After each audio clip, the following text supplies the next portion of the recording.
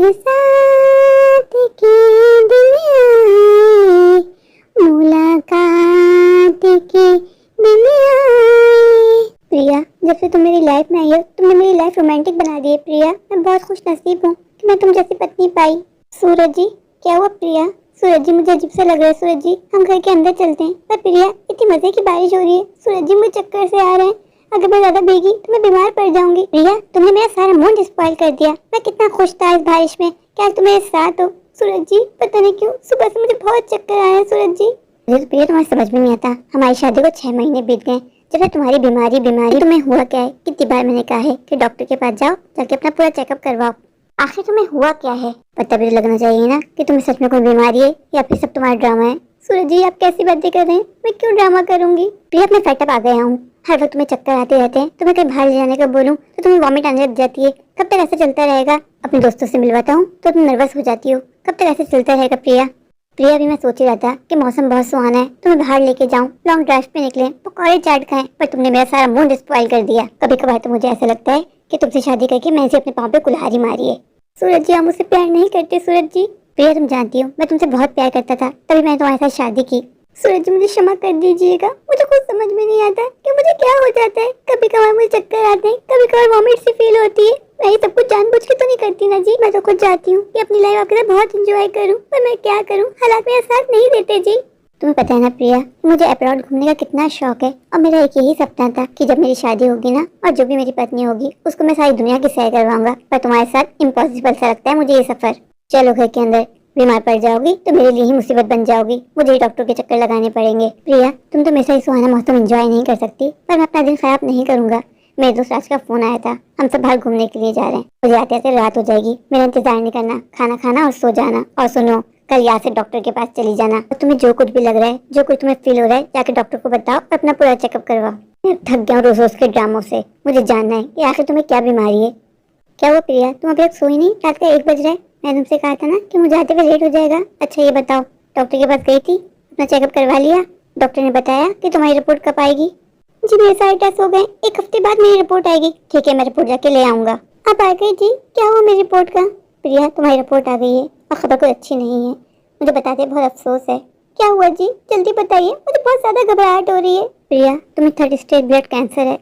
क्या? ये आप क्या कह रहे हैं जी? हाँ प्रिया, जब मुझे डॉक्टर ने ये बात बताई मेरे पाँव के नीचे से जमीन निकल गई। पर यही सच है प्रिया। पर तुम्हें घबराना नहीं है, मैं तुम्हारे साथ हूँ। मैं तुम्हारा इलाज करवाऊंगा और तुम्हें कुछ भी नहीं होने दूंगा। प्रिया, नहीं, ऐसा नहीं हो सकता जी। प्रिया, तुम्हें इस बात को एक्सेप्ट करना होगा, यही सच है प्रिया। प्रिया, तुम रो मत, मैं तुम्हारे साथ हूँ। मैं बेस्ट डॉक्टर निकालूंगा और तुम्हारी ट्रीटमेंट होगी, तुम्हें कुछ नहीं होने दूंगा। ये मेरे साथ क्या हो गया? ऐसा तो मैंने कभी भी नहीं सोचा था। मेरी माँ तो यही कहा करती थी कि अच्छे लोगों के साथ हमेशा अच्छा होता है। फिर मेरे साथ ऐसा क्यों हुआ? मैं जानती हूँ कैंसर कोई इलाज नहीं है। आज नहीं तो कल मुझे मरना होगा। प्रिया, तुम कहाँ खोई हुई थी? कब से तुम्हें आवाजें दे रहा था। जल्दी से खाना लगा दो, मुझे बहुत जोरों की भूख लग रही है, फिर मुझे काम से बाहर भी जाना है। प्रिया प्लीज, अब ये मत बोलना कि तुमने आज भी खाना नहीं बनाया। रोज रोज होटल खाने खा के मैं थक गया हूँ। कब तक ऐसा चलता रहेगा? प्रिया, जब से तुम्हें पता चला है कि तुम्हें कैंसर है, तुमने बिल्कुल अपने आप को छोड़ दिया है। मैं तुम्हें भी देखूं और दफ्तर को भी। ऐसा कब तक चलेगा प्रिया? अब मुझसे नहीं होता। मैं क्या करूं जी? मैं बहुत कोशिश करती हूँ कि आपके लिए खाना बनाऊं, पर मुझसे होता ही नहीं है। मुझे चक्कर आने लग जाते हैं, मन करता है मैं लेट जाऊं, पर ऐसा लगता है मैं गिर जाऊंगी। प्रिया, फिर इसका एक ही सोल्यूशन है। क्या जी? यही कि तुम अपनी छोटी बहन को बोलो यहाँ आके रहे, तुम्हारी भी देखभाल करे और घर को भी संभाले। मुझसे अब दोनों काम नहीं होते प्रिया। पर रिया कैसे आ सकती है? रिया का तो कॉलेज है, वो मैं नहीं जानता। अपनी माँ से बात करो, अब बोलो रिया को कि कुछ दिनों के लिए हमारे साथ आके यहाँ रहे।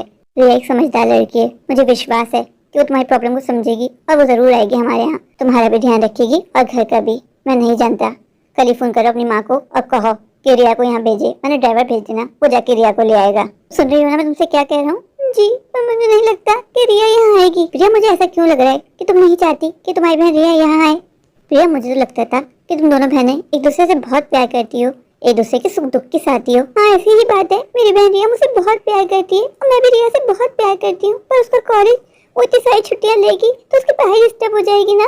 वैसे रिया के एग्जाम्स होने वाले, मुझे नहीं लगता कि रिया यहाँ आएगी। पर मैं फिर भी आपके कहने पे माँ से बात कर लेती हूँ, पूछती हूँ माँ से कि रिया क्या चाहती है। रिया, मैं तुमसे कह रहा हूँ ना कि रिया की पढ़ाई डिस्टर्ब नहीं होगी। रिया हमारे घर से कॉलेज चली जाया करेगी, मैं खुद उसको छोड़ के आऊंगा और खुद उसको लेके आया करूंगा। अब तो खुश हो ना तुम? जब से इनको मेरी बीमारी का पता चला है, इनकी लाइफ कितनी डिस्टर्ब हो गई है। मैंने कभी भी नहीं सोचा था कि मुझे कैंसर हो जाएगा। ऐसा करती हूँ, आज इनकी पसंद की बिरयानी बना लेती हूँ। बहुत दिन हो गए इनको अपने हाथों कुछ नहीं खिलाया। बेचारे रोजाना होटल में खाना खाते हैं। इनका मुझ पर गुस्सा करना तो बनता है ना, पर मैं क्या करूँ, मुझे चक्कर इतने आते हैं, मुझे कोई काम ही नहीं होता। क्या हुआ जी, आप यहाँ क्यों आ गए? अगर आपको कुछ चाहिए था तो मुझे आवाज लगा दी होती। नहीं, बस मुझे तुमसे इतना पूछना था, तुमने अपनी माँ से बात कर ली रिया के बारे में? रिया कब आ रही है? जी माँ से बात हो गई है, रिया कल आ जाएगी। आज क्यों नहीं? आज काफी रात हो गई है ना, तो इसमें क्या होता है, मुझे बता, मैं जाके ले आता हूँ। नहीं जी, वो कल आ जाएगी, मेरी ड्राइवर से बात हो गई है। ठीक है, मुझे कुछ काम है, मैं बाहर जा रहा हूँ। सूरज जी बेचारे हर वक्त मेरी वजह से कितनी टेंशन में रहते हैं। क्या सोच रही हो? कुछ नहीं जी। अब रिया आ जाएगी ना, मेरी टेंशन थोड़ी कम हो जाएगी। अब बस तुम आराम करना, रिया मैं इस घर को संभाल लेंगे। तुम जानती ना प्रिया, मैं तुमसे कितना प्यार करता हूँ। अब तो रिया आने वाली है, अब मेरी लाइफ चेंज हो जाएगी। मुझे रिया बहुत अच्छी लगती है।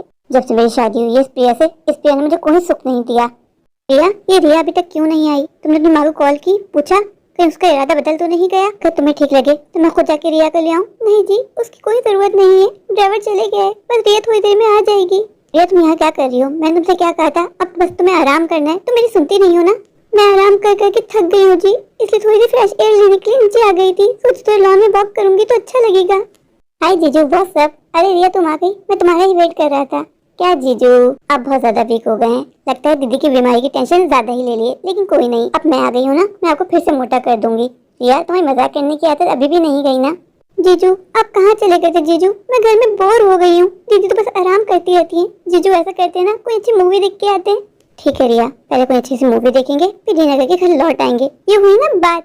क्या हुआ प्रिया, तुम अभी तक सोई नहीं? मैंने तुमसे कहा है ना कि डॉक्टर ने कहा है तुम ज्यादा आराम करना है। बस आप ही के आने की राह देख रही थी। क्या जरूरत थी? मैं कोई छोटा बच्चा हूँ क्या, रास्ता भूल जाऊंगा? दीदी जीजू ठीक तो कह रहे हैं, आप आराम कीजिए ना। दीदी अभी आपको सिर्फ इतना ध्यान रखना चाहिए। तुम चुप हो जाओ, मैं अपने पति से बात कर रही हूँ। रिया तुम्हें मैनर्स नहीं है कि बेडरूम में आने से पहले नॉक करते हैं? I'm sorry, दीदी। प्रिया ये क्या तरीका था रिया से बात करने का? रुला देना बेचारी को। आपने देखा नहीं, वो बगैर नॉक किए हमारे बेडरूम में आ गई। अगर बगैर नॉक किए बेडरूम में आ गई तो उसने कौन सा गुनाह कर दिया? हम दोनों कौन सा रोमांस कर रहे थे? अब जाके बेचारी को मनाना पड़ेगा। जब से रिया मेरे घर में आई है, ये कितना बदल गए। 2 मिनट मुझसे बैठ के बात नहीं करते। सूरज जी अब आपसे दूरी मुझसे बर्दाश्त नहीं होती, मैं आपसे शादी करना चाहती हूँ। रिया मैं भी तुमसे शादी करना चाहता हूँ। सूरज जी 1 महीना बीत गया है, आप कब दीदी से बात करेंगे? मैं तुम्हारी दीदी से क्या बात करूँ? सूरज जी दीदी के मरने के चक्कर में मेरी उम्र निकल जाएगी। रिया मैंने तुमसे कहा ही था कि हम दोनों चलकर कोर्ट मैरिज कर लेते हैं, पर तुमने कहा कि तुम्हें कोर्ट मैरिज नहीं करनी। और नहीं तो क्या, मैंने क्या तुम्हें चोरी की है? मेरी ख्वाहिश है, मेरा ड्रीम है कि मुझे डेस्टिनेशन वेडिंग करनी है। और सूरज जी मुझे आपसे एक और बात करनी है, मैं गेस्ट रूम में और नहीं रह सकती। इतना छोटा बेडरूम है वो। आप दीदी से कह दीजिए कि वो बेडरूम खाली कर दे। तुम जैसा चाहोगी वैसे ही होगा। मैं अभी जाके तुम्हारी दीदी से बात करता हूँ। दीदी तो वैसे बीमार है, कहीं भी पड़ी रहे, क्या फर्क पड़ता है? बात तो तुम ठीक कर रही हो। चलो ठीक है, मैं दीदी से बात करता हूँ, पर तुम अपना मूड खराब मत करो। बोलो कुछ खाओगी? कहीं चलना है? नहीं मुझे कहीं नहीं चलना। क्या हुआ प्रिया, तुम्हारा इतना बड़ा सा मुंह क्यों बना हुआ है? ये गेस्ट रूम है तो क्या हुआ, है तो हमारे घर का हिस्सा ही ना। तो फिर तुम बीमार हुई हो, मेरे बेडरूम को तुमने मेडिकल स्टोर बना के रख दिया है। पहले हमारे बेडरूम से रोसेस की फ्रेग्रेंस आया करती थी, और अब हर वक्त दवाइयों की बदबू आती है, जिससे मुझे इरिटेशन होती है। अब मुझसे नहीं सहा जाता। प्रिया तुम तो वैसे बीमार हो, एक ही जगह पड़ी रहती हो, क्या फर्क पड़ता है बेडरूम में रहो या इस गेस्ट रूम में? जब से रिया हमारे घर में आई है जी, आप बहुत बदल गए। रिया को लेके तुम्हारे दिमाग में जो गोबर भरा हुआ है ना, उसको निकालो। ऐसा कुछ भी नहीं है, जा रहा हूँ मैं। पहले तो ये बिल्कुल भी ऐसे नहीं थे, ये बहुत बदल गए। मैंने माँ से कहा था कि रिया मेरे घर में आएगी, मेरी देखभाल करेगी, पर रिया तुमसे बात भी करना पसंद नहीं करती।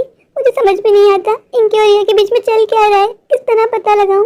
मेरा मन बहुत बेचैन है, मुझे कुछ ठीक नहीं लग रहा। रिया तुम जैसा चाहती थी, मैंने हमारे बेडरूम को बिल्कुल वैसे बना दिया है, और हाँ मैंने स्टेलाइज भी करवा दिया है। अब तुम बिल्कुल चिंता मत करना, और तुम्हारी बहन का कोई भी जरासीम नहीं है, तुम बिल्कुल सेफ हो। अब तो खुश हो ना?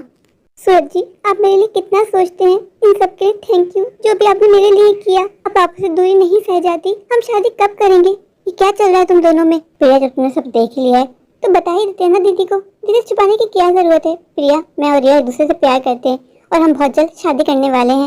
ये आप कैसी बातें कर रहे हैं? हम तुम्हें वही बता रहे हैं जो सच है। रिया तुम ऐसा कैसे कर सकती हो? तुम मेरी बहन हो और ये तुम्हारे जीजू। दीदी जीजू थे, अब है नहीं। अब हम दोनों बहुत जल्दी पति पत्नी बन जाएंगे। रिया बकवास बंद करो अपनी और निकलो मेरे घर से। रिया तुमने मुझे धोखा दिया है, अब तुम मेरे घर में 1 मिनट भी नहीं रहोगी। दीदी मैं इस घर से कहीं नहीं जाने वाली। और पता है जब आपकी शादी हुई थी सूरज जी से, मैं आपसे बहुत जलती थी। मैं सोचा करती थी कि हाय क्या किस्मत पाई है आपने, आप सूरज जी जैसे पति मिले। लेकिन अब सूरज जी मेरे पति होंगे, आपके नहीं। आपने मेरी मोहब्बत को मुझे सिला दिया है, आप इसलिए रिया को यहाँ बुलाना चाहते थे। अगर मैं आज आप दोनों को रंगे हाथों नहीं पकड़ दी तो मुझे तो कभी कुछ भी नहीं पता चलता कि आखिर आप दोनों में चल क्या रहा है। आप मेरे साथ नहीं कर सकते जी, प्लीज रिया को कहिए ना कि वो यहाँ से चली जाए। अपना ड्रामा बंद करो, अब मैंने फैसला कर लिया है, मुझे तुम्हारे साथ नहीं रहना। मैं अपनी जिंदगी रिया के साथ गुजारना चाहता हूँ और रिया एक दूसरे के लिए परफेक्ट है। अगर इस घर से जाओगी तो तुम जाओगी, चली जाओ अपनी माँ के यहाँ। रिया कहीं नहीं जाएगी, मैं कल ही रिया के साथ शादी कर लूंगा। अगर इस घर से कोई जाएगा तो तुम जाओगी। कहते हैं ना, भगवान जो करता है अच्छा करता है। अच्छा हुआ प्रिया ने सब कुछ अपनी आंखों से देख लिया और वो घर छोड़ के चली गई। मेरी और रिया की मोहब्बत के बीच में कोई नहीं आएगा। मैंने कभी भी नहीं सोचा था कि रिया मुझे धोखा देगी, मेरी बहन मेरी सौतेन बन जाएगी। मेरी बीमारी का इन दोनों ने फायदा उठाया, मुझे कमरे में बंद कर दिया और मुझसे ये कहते थे कि बस तुम आराम करो। मेरी बहन नहीं, मेरी पीठ पे चूल्हा भोंका है। मैं कभी माफ नहीं करूंगी रिया को। मेरे सामने ही दोनों आंख मचोली खेलते रहे और मुझे पता भी नहीं चला। माँ ने मुझे समझाया था कि बेटा ये गलती मत कर, पर मैं क्या करती। सूरज जी बस जिद थे कि लाओ रिया को, मैं क्या करती। मैंने माँ को बहुत मुश्किल से समझाया कि माँ तुम जैसा सोची हो वैसा कुछ भी नहीं होगा, ये तो मेरी छोटी बहन है। पर मैं कब जानती थी कि मेरी बहन मेरी सौतन बन जाएगी, वो मुझे ही धोखा देगी। मेरे बीमार होने का इन दोनों ने फायदा उठाया। आज के बाद कभी कोई बहन अपनी बहन पे विश्वास नहीं करेगी। प्रिया रोना बंद कर, जब तेरी माँ तुझे इस हाल में देखेगी तो तेरी माँ टूट जाएगी। प्रिया बेटा तुम यहाँ कैसे, और रिया कहाँ है?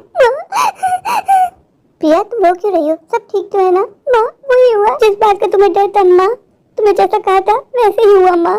इन दोनों ने मुझे धोखा दिया माँ। मेरे पीठ पीछे सूरज जी और रिया मुझे धोखा देते रहे, मुझे हवा भी नहीं लगती थी। इन दोनों ने आखिर चल क्या रहा है। आज मैंने इन दोनों को रंगे हाथों पकड़ लिया माँ। आज जब मैंने इन दोनों को रंगे हाथों पकड़ा माँ, शर्मिंदा होने के बजाय धैर्य से कह रहे हैं कि हम दोनों एक दूसरे से प्यार करते हैं और कल शादी कर लेंगे माँ। मुझे वहाँ नहीं रहना माँ, इसलिए मैं सब कुछ छोड़ के तेरे पास आ गई माँ। तू मुझे अपने घर में पना देगी ना माँ? माँ मेरी बहन मेरी सौतन निकलेगी, ऐसा तो मैंने सपने में भी नहीं सोचा था। मैंने तुम्हें पहले ही वार्न किया था प्रिया, तू मासूम है, तू समझती नहीं है। तू जानती है ना अपनी बहन रिया को, जब से सूरज तेरी जिंदगी में आया था रिया तुझसे जलती थी।